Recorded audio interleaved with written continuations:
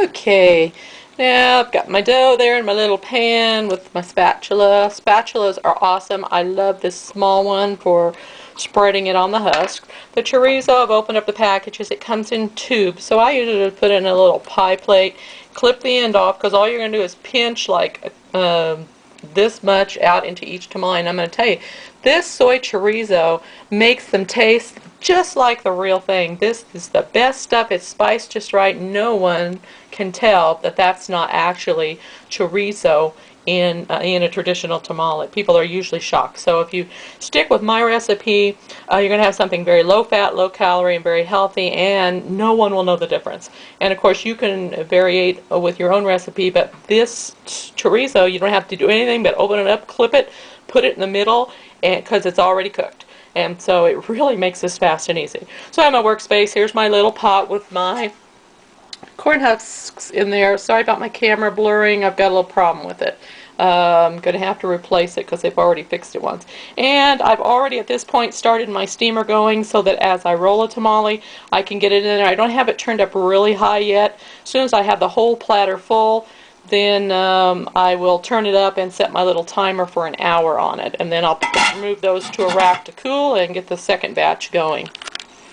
Okay, so I went down underneath and got one off the bottom that's really good and soft, and kind of just shake the excess water out and put it on the cutting board. Okay, that was kind of an awfully big one, so I just went ahead and tore it down where it was splitting. There's a little split there, but that's okay. So then you're going to take some of your dough here and you're going to put it in this, in this corner over here. I'm going to spread it and then show you where the corner it goes and the thickness, and then I'll come back on. As you can see, I spread my mixture to the left side of the husk, and you know, as it depends on how big your husk is, I've spread it up, and then a lot of people just spread it clear to the bottom, but I usually just take this little spatula edge and I just cut at the bottom away, not just so that it doesn't, when I roll it, doesn't squish out the bottom, and when I cook it, when you cook it, it is going to expand because it has baking powder in it. So, you know, it could come out the bottom and just make a mess in the water. So I always do it like this. This is, you can see the thickness on it, and you'll kind of get the hang of that part. So right here is where I'm going to take the soy chorizo tube, and I'm going to I'm just going to squish about an inch and a half's worth in there. And then putting it back in the pie plate. Sorry, I'm doing this by myself today because Maddie got called in for work early. And on my spatula, sometimes I keep a cup of hot water just to kind of keep it from sticking, the mesa sticking, and you really don't have to spread it out. I watched them making them at Whole Foods the other day, and they weren't even spreading the mesa. They were just plop of mesa, plop of topping, and rolling. So this is what you have. And then what you're going to do is you're just going to roll it over and meet the two sides, and then kind of push it in like this. Just push it in together and fold at that point fold your end and roll it over, and there you have a tamale.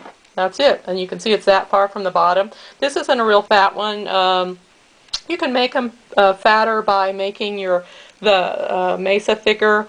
You can make real big ones, but I make them typically about this size, and then into the I don't have much counter space here while we're remodeling. Into the steamer it goes, and then when I fill up the steamer, it's going to go for an hour.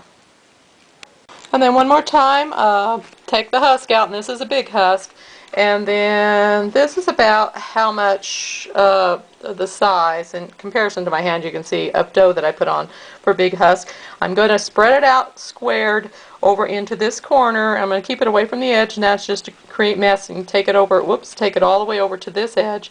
So in this corner is where you want to put it. You put the filling in, and then you roll it to this, and then you just scooch it back. Just evenly scooch it back with your hands to make it round.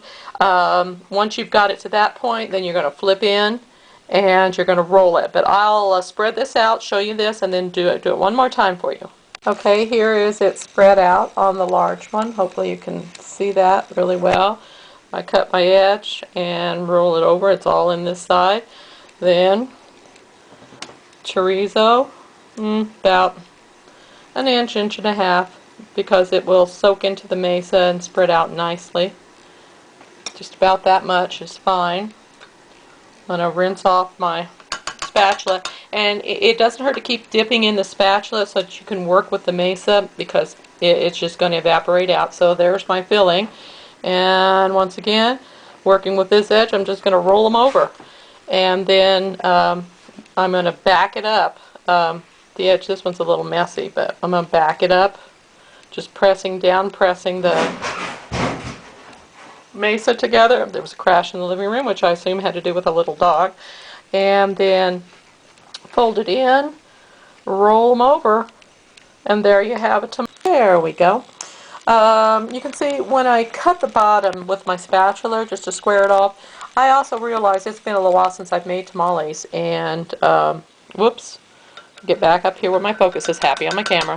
I also took my spatula and I cut, I left myself, like a 1/4 of an inch to 1/2 an inch along this edge. That 1/4 of an inch really helps when you roll it over and you meet the place on the husk where there isn't any mesa. Then you can just use your hand to scooch it back, and at that point you can shape it and push it longer if you've got a long husk. And so that helps, and I thought I would include that in there. And so you can see that again. I squeezed out the chorizo and just lightly spread it, just moving it from top to bottom along the tamale so that there's some in every bite.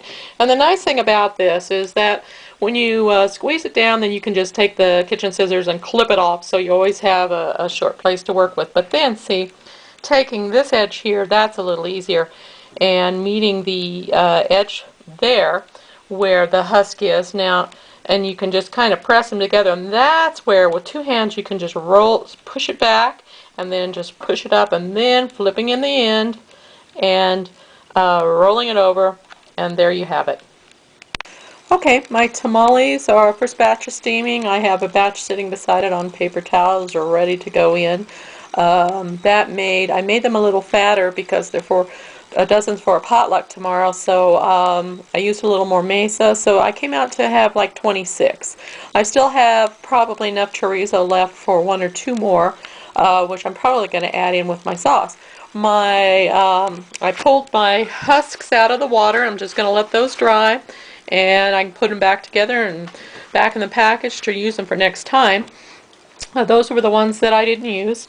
And then I team it up with, I make a vegan red chili sauce, which its ingredient is tequila. Everything's better with tequila. Anyway, because of the tequila that's in it, I make a batch up, I put it in a quart jar, and it lasts in the refrigerator for months and months. I've probably been working on this jar for maybe about the last 5 months, and then I just pull a little bit out, heat it up, and drizzle it over tamales. It is 100% vegan.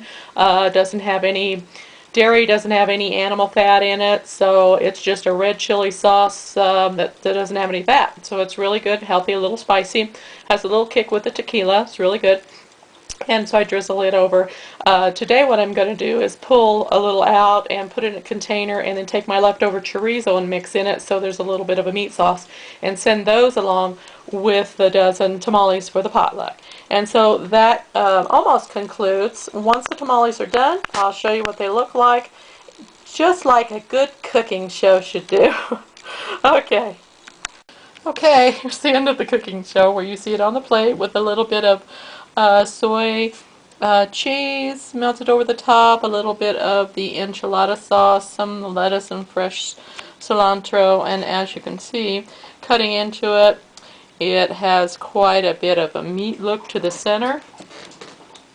And there you have it, and it will taste fantastic.